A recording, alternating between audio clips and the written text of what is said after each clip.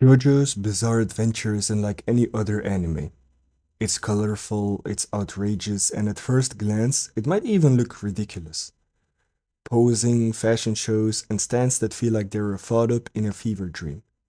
But behind all that madness lies a series that has quietly become one of the greatest masterpieces in anime history. So today, let's dive into why JoJo's, despite being so bizarre, works on a level few series ever reach. オーケーマスターレッツキルダホービーチ When you watch JoJo's, the first thing that hits you is its style. The colors are loud, the fashion is exaggerated, and the poses are iconic. What other anime can you name where the way characters stand became a cultural phenomenon? But here's the key. This style isn't just empty flair, it's world building. Araki, the creator, uses fashion and design to tell us who these characters are without a single word of dialogue. From Dio's royal arrogance to Jotaro's stoic coolness, the aesthetic becomes part of the story. And that specific style isn't just frozen in time, it's always evolving. Each part reinvents itself, from gothic horror in Phantom Blood to mafia noir in Golden Wind, to even prison drama in Stone Ocean. JoJo's doesn't have a fast style, it constantly reshapes itself. And that's why it stays fresh decade after decade. Most shonen protagonists are built around growth. They start weak, they fight, they improve.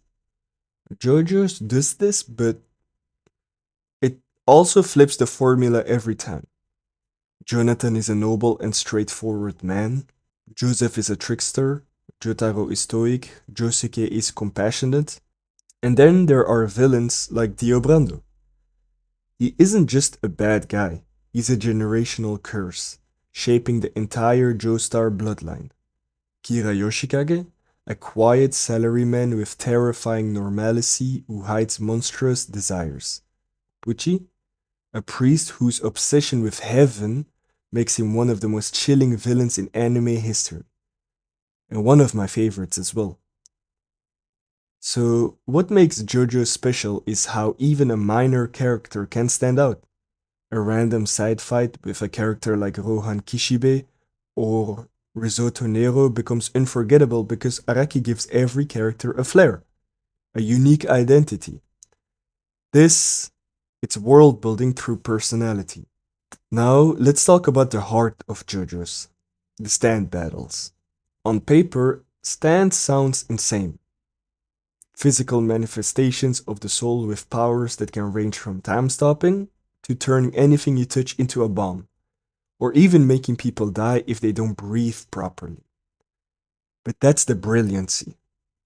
Unlike traditional shonen battles that rely on raw strength, JoJo fights are puzzles. It's not about who can hit the hardest punch, but more who can outthink and outmaneuver the other. That's why some of the most intense moments in JoJo's are not full-on battles, but cat and mouse games, like Kira trying to live undetected in Morio, or Giorno figuring out how to beat an enemy who can erase time itself. JoJo invented a battle system where creativity is stronger than strength, and that's why fans still debate who would win matchups endlessly, because the battles are intellectual playgrounds. As its core, JoJo's isn't just about flashy fights. It's about humanity, legacy, and the bizarre unpredictability of life. Every part of JoJo's carries a theme. Phantom Blood is about good versus evil. Battle Tendency is about wit over brute force. Stardust Crusaders is about a global journey of fate. Diamond is Unbreakable is about the hidden darkness in an ordinary life. Golden Wind is about betrayal and dreams of a better world. Stone Ocean is about freedom, destiny, and sacrifice. Then comes Steel Ball Run, often called a masterpiece on its own. It's about ambition, morality, and the chase to the infinite.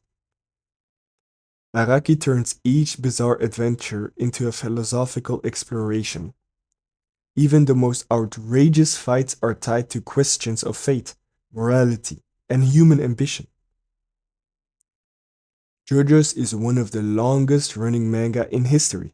Since 1987, it has reinvented itself across 8 different parts, each with new cast, new setting, a new tone, and yet it's always undeniable JoJo's. That ability to adapt is why it still thrives today.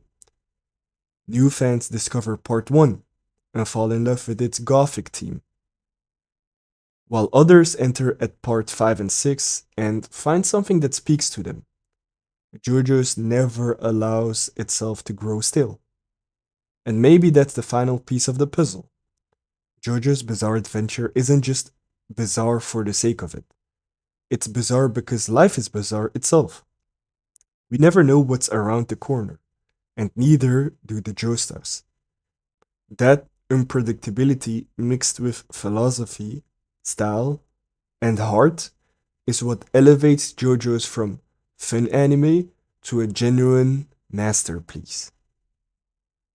So, is JoJo's weird? Absolutely. But it's that weirdness that makes it timeless. It's not just an anime, it's an experience, a journey through art, philosophy, and the strange beauty of human imagination. And that's why JoJo's Bizarre Adventure is, without a doubt, one of the most bizarre masterpieces in anime history, and one of my favorite animes that I've ever watched.